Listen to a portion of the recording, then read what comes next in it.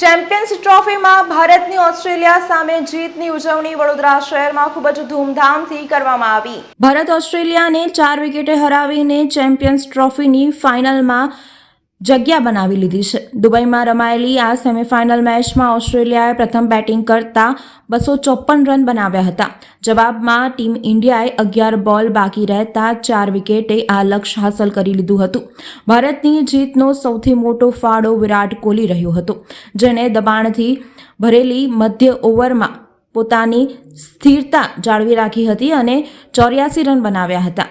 ભારતની જીતને લઈને વડોદરામાં ખૂબ જ ઉજવણી કરવામાં આવી હતી। ચાહકો તિરંગો સાથે લઈને રસ્તા ઉપર ઉતર્યા હતા। ટીમ ઇન્ડિયાના નારા લગાવ્યા હતા। વાતાવરણ ટીમ ઇન્ડિયાની જીતથી ખુશીમય બની ગયું હતું। ઓસ્ટ્રેલિયાને હરાવી ભારતે ફાઇનલમાં પ્રવેશ મેળવ્યો છે। 9મી માર્ચે ચેમ્પિયન્સ ટ્રોફીની ફાઇનલ મેચ દુબઈમાં રમાશે।